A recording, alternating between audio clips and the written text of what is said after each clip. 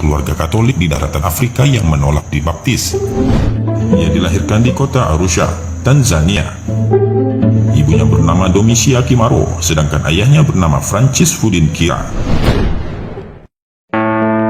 Suatu hari di bulan Desember 1993, tangis bayi membahagiakan keluarga itu, sadar bahwa bayinya laki-laki mereka lebih bergembira lagi. Bagaimana pemeluk agama Katolik lainnya? Domisia dan Francis juga menyambut bayinya dengan ritual-ritual Nasrani. Mereka pun berkeinginan membawa bayi manis itu ke gereja untuk dibaptis secepatnya. Tidak ada yang aneh saat mereka melangkah ke gereja. Namun ketika mereka hampir memasuki altar gereja, mereka dikejutkan dengan suara yang aneh.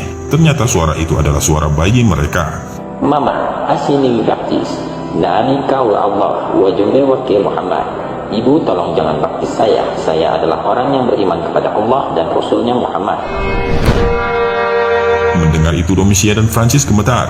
Keringat dingin bercucuran. Setelah beradu pandang dan sedikit berbincang, mereka memutuskan untuk membawa kembali bayinya pulang. Tidak jadi untuk membaptisnya. Ayah dan ibunya, Domisia dan Francis, bingung. Kemudian didatangkan seorang pendeta untuk berbicara kepada bayinya itu. Sang pendeta bertanya, "Are you Yesus? Apakah kamu Yesus?" "Tidak, aku bukan Yesus. Aku diciptakan oleh Tuhan, Tuhan yang sama dengan yang menciptakan Yesus."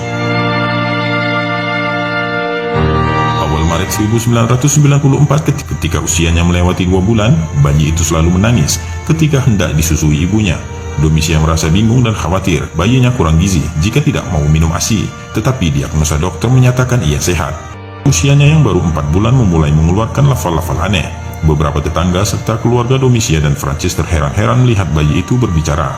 Orang-orang yang takjub menimbulkan kegaduhan sementara, namun kemudian mereka diam dalam keheningan. Sayangnya waktu itu mereka tidak mengetahui bahwa yang dibaca Quran surah Al-Baqarah ayat 54. Domisia khawatir anaknya kerasukan setan. Ia pun membawa bayi itu ke pastur, namun tetap saja Syarifuddin Khalifah mengulang-ulang ayat itu hingga kemudian cerita bayi kerasukan setan itu terdengar oleh Abu Ayyub, salah seorang muslim yang tinggal di daerah itu. Ketika Abu Ayyub datang, Syarifuddin Khalifah juga membaca ayat itu. Tak kuasa melihat tanda kebesaran Allah, Abu Ayyub sujud syukur di dekat bayi itu. Francis dan Domisia, sesungguhnya anak kalian tidak kerasukan setan. Apa yang dibacanya adalah ayat-ayat Al-Quran. Intinya ia mengajak kalian bertaubat kepada Allah, kata Abu Ayyub. Beberapa waktu setelah itu, Abu Ayyub datang lagi dengan membawa mushaf. Ia memperlihatkan kepada Francis dan Domisia ayat-ayat yang dibaca oleh dirinya. Mereka berdua butuh waktu dalam pergulatan batin untuk beriman. Keduanya pun akhirnya mendapatkan hidayah Allah Subhanahu wa Ta'ala. Mereka masuk Islam. Sesudah masuk Islam itulah mereka memberi nama untuk anaknya sebagai Syarifuddin Khalifah. Keajaiban berikutnya muncul pada usia 1,5 tahun. Ketika itu Syarifuddin Khalifah mampu melakukan sholat serta menghafal Al-Quran dan Bible. Lalu pada usia 4-5 tahun ia menguasai 5 bahasa. Di dunia hasanah wa fil akhirati hasanah wa qina adzabannar wa adzabaddin wa adzabal qabr wa adzabad dunya. Usia itu Syarifuddin Khalifah mulai melakukan syafari dakwah ke berbagai penjuru Tanzania hingga ke luar negeri. Hasilnya lebih dari 1.000 orang masuk Islam. Kisah nyata Syarifuddin mengislamkan ribuan orang ini terjadi di distrik Pumwani, Kenya, tahun 1998.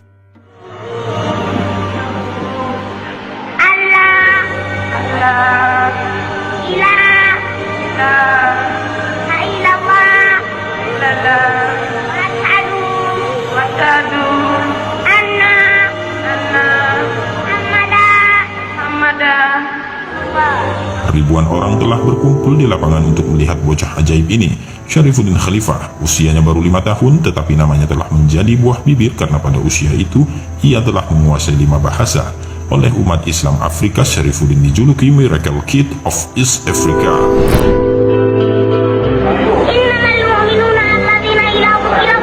Perjalanannya ke Kenya saat itu merupakan bagian dari rangkaian syafari dakwah ke luar negeri. Sebelum itu, ia telah berdakwah hampir di seluruh kota di negaranya Tanzania.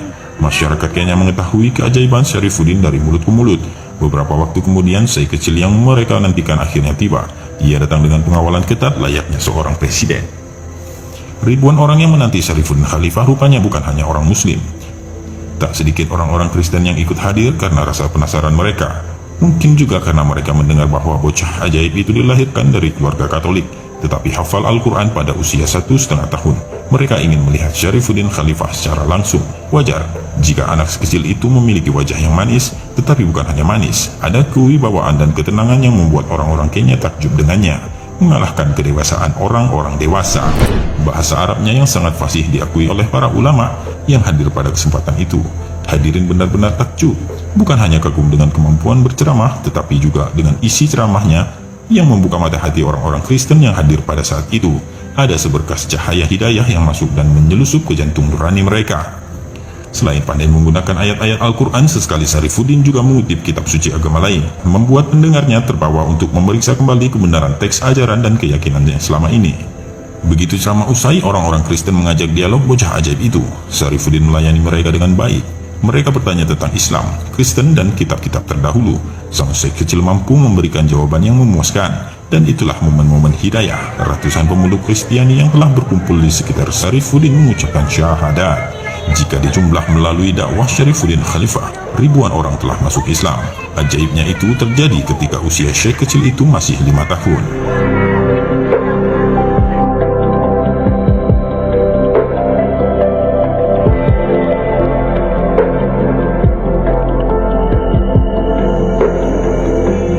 Mungkin Anda akan terheran-heran, bahkan tidak percaya jika ada orang yang bilang bahwa di zaman modern ini ada seorang anak dari keluarga non-muslim yang hafal Al-Quran dan bisa sholat pada umur 1,5 tahun, menguasai 5 bahasa asing pada usia 5 tahun, dan telah mengislamkan lebih dari 1.000 orang pada usia yang sama. Tapi begitulah kenyataannya, dan karena ia disebut sebagai bocah ajaib, sebuah tanda kebesaran Allah Subhanahu wa Ta'ala. Sekarang bayi itu sudah remaja. Para ulama dan habaib sangat mendukung dakwah Syekh Syarifuddin Khalifah.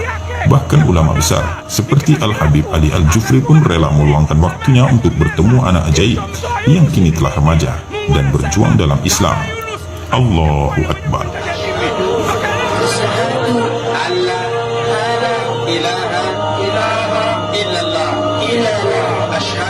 Asyhadu anna Muhammadan Rasulullah.